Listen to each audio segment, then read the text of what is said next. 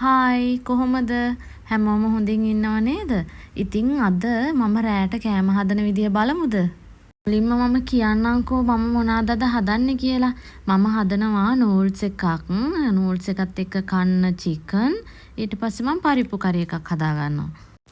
මුලින්ම නූඩ්ස් ටික අරගෙන මට ඕන විදිහට පොඩියට කඩාගෙන පැත්තකින් තියාගත්තා. ඊට පස්සේ වතුර එකක් ලිපේ තියාගත්තා නූඩ්ස් ටික තම්බන්න. දැන් ඉතින් මේ වතුර එක නටනකම් මම හදන්න හිතාගෙන ඉන්න අනිත් දේවල් ලෑස්ති කරගන්නවා. මුලින්ම මම පරිප්පු එක සෝදලා ඒක ඇතලියකට දාගෙන ඊට පස්සේ ඒකට ක්‍රම්පේ කරපිංචා ලූණු සුදු ලූණු මේ දේවල් දාලා ඊට පස්සේ මේකට මිරිස් ලුණු කහ තුන පහ මේ ටිකත් ඔක්කොම දාලා වතුර ටිකක් දාලා ලිපේ තියාගන්නවා.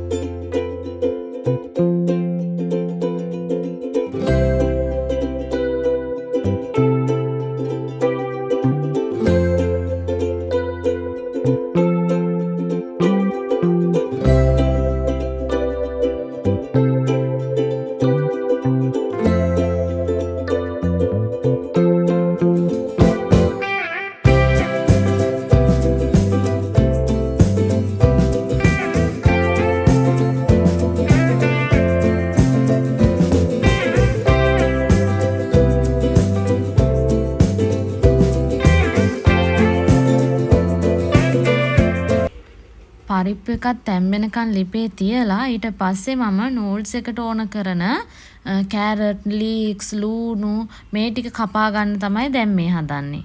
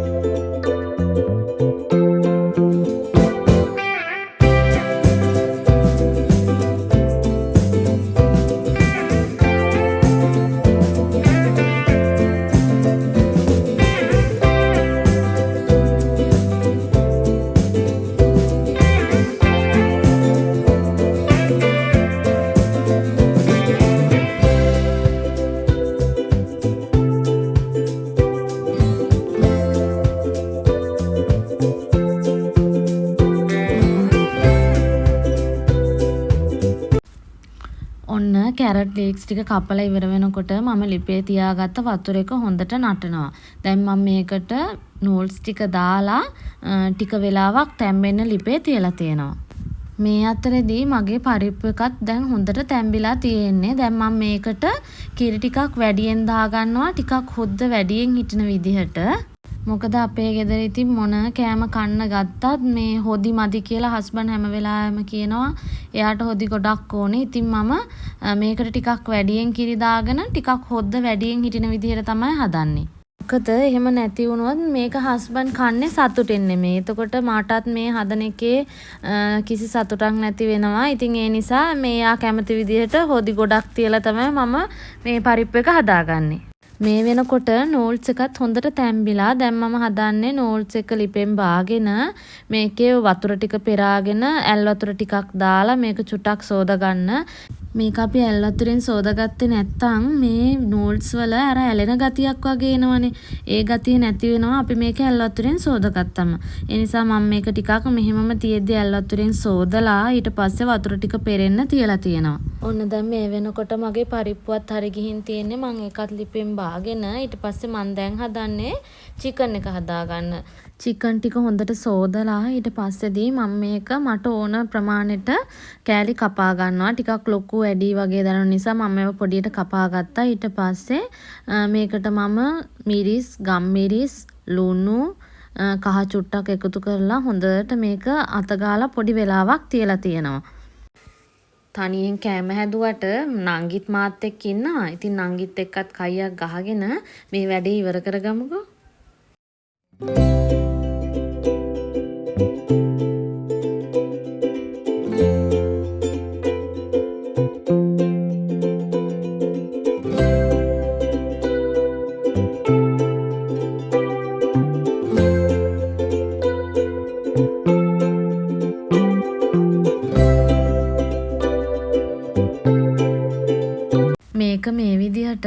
විනාඩි 10ක් විතර තමයි මම තියාගත්තේ. හැබැයි මේක ටික වෙලාවක් තියාගන්න පුළුවන් නම් හොඳයි.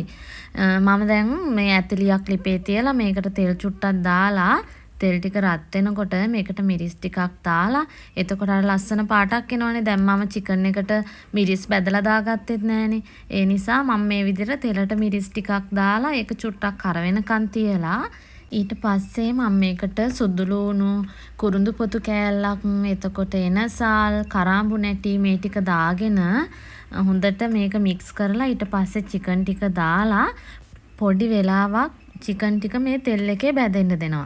ඊට පස්සේදී මම මේකට වතුර ටිකක් දාලා මේ චිකන් ටික හොඳට තැම්බෙනකන් ලිපේ තියාගන්නවා.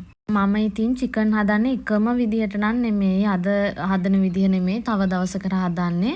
දැන් මට අද හිතුණා මේකේ අර පොඩ්ඩක් මේ හොද්ද වගේ තියෙන්න ඕන නිසා මේ වැඩි අර ගොඩාක් කුකු වෙන්නේ නැති වෙන්න හදන්න ඕන කියලා. ඒ නිසා අද මම මේ විදිහට චිකන් එක හදා ගන්නවා.